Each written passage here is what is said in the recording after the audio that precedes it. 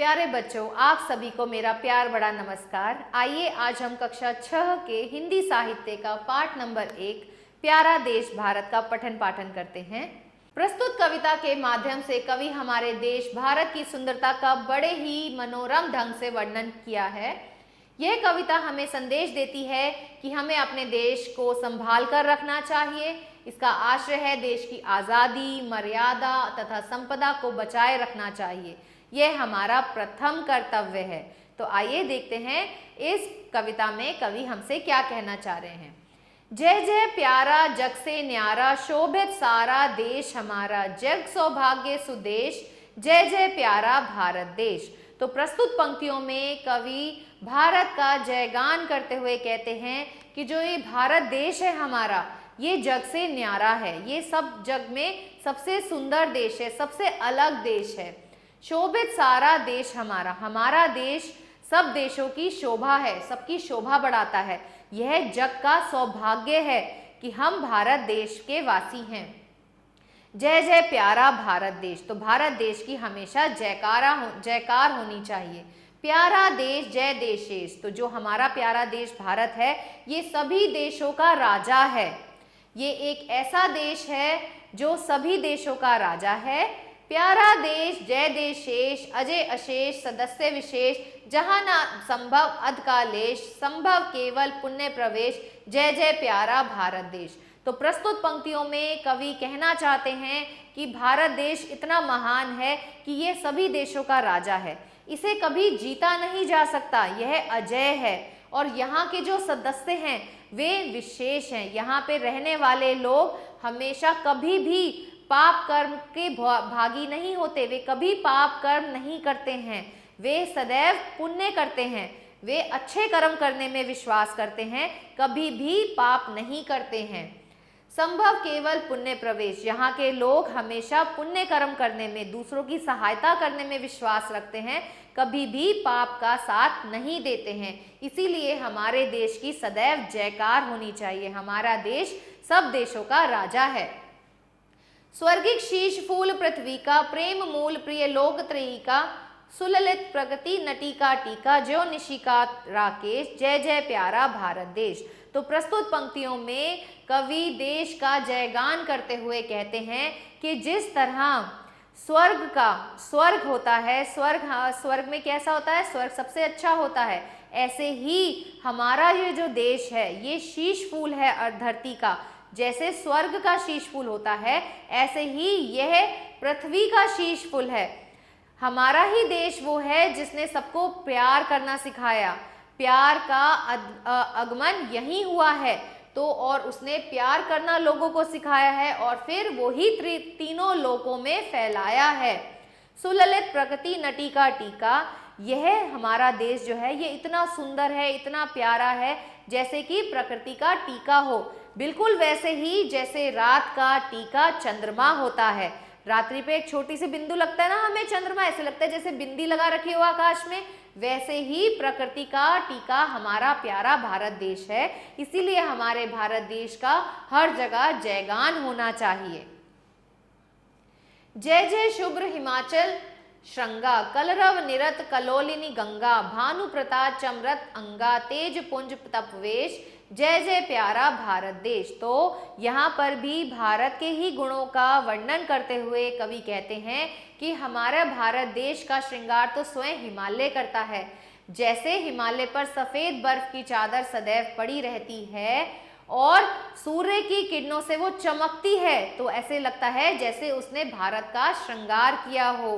तो कवि कहना चाहते हैं कि यहाँ गंगा नदी बहती है, कलकल करता हुआ जो गंगा नदी का स्वर है वह चारों दिशाओं को मधुर स्वर से भर देता है। इसी कारण हमें भारत का जयगान करना चाहिए। भारत एक ऐसा देश है जिसका हिमालय श्रृंगार करता है। सूरज की किरणें उसे उसको चमकते हुए अंक की तरह दिखाती हैं। गंगा नदी का स्वर यहाँ मधुर स्वर को चारों ओर फैला देता है।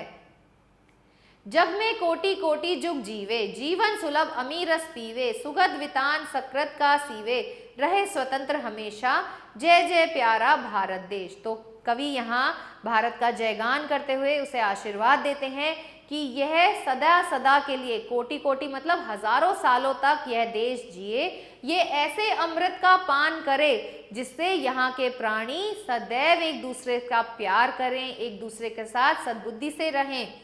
यहाँ पर हमेशा सुख होना चाहिए, सभी लोग आपस में प्रेम पूर्वक रहें, सुख से रहें और स्वतंत्र रहें।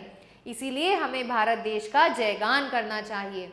तो इस कविता के लेखक हैं श्रीधर पाठक जी और उनका उद्देश्य है इस कविता के माध्यम से राष्ट्र की स्वतंत्रता, अखंडता, मर्यादा और संपदा को सुरक्षित रखने के लिए प्रेरित करना।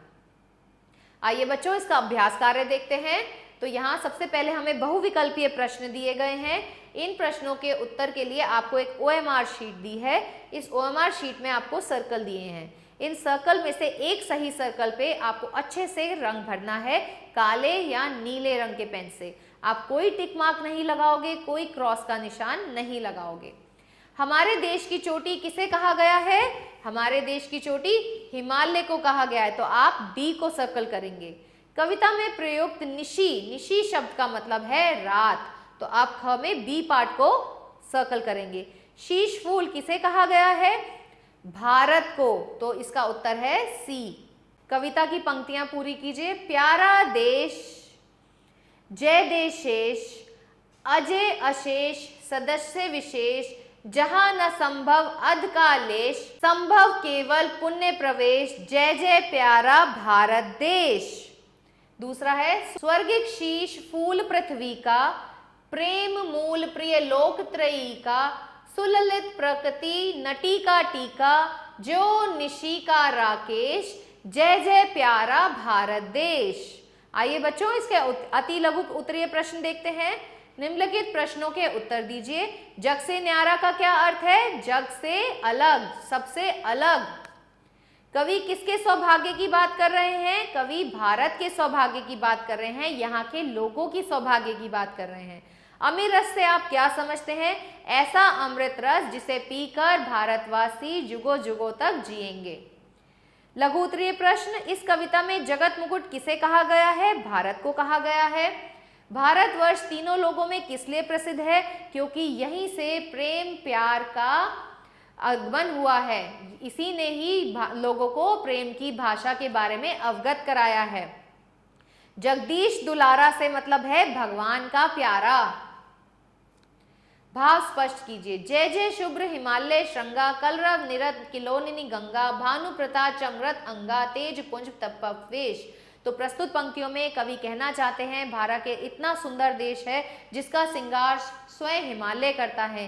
हिमालय सदैव सफेद बर्फ की चादर से ढका रहता है, जिसके ऊपर सूर्य की सुंदर किरणें पड़ती हैं तो वे चमकीले अंगों की तरह चपकने लगता है।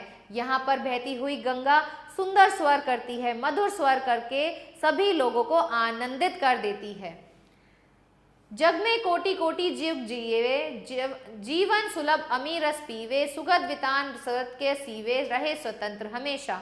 तो प्रस्तुत पंक्तियों में भारत का जयगान करते हुए कवि कहना चाहते हैं कि भारत सदा हमेशा युगों युगों तक जिए और ऐसा जीवन जिए जो कि सबके लिए अच्छा हो। यहाँ के प्राणी सबसे अच्छा जीवन जिए, ऐसा अमृत रस का पान करें जिसकी वजह से सबका जीवन बहुत ही सुखद हो जाए और यहाँ के वासी हमेशा स्वतंत्र रहें। भाषा से दिए गए शब्दों के विलोम शब्द लिखे। संभव, असंभव, सुलभ, दुर्लभ, सुखद, दुखद, प्रिय, अप्रिय, सौभाग्य, दुर्भाग्य, स्वतंत्र, स्वतंत्र, परातंत्र।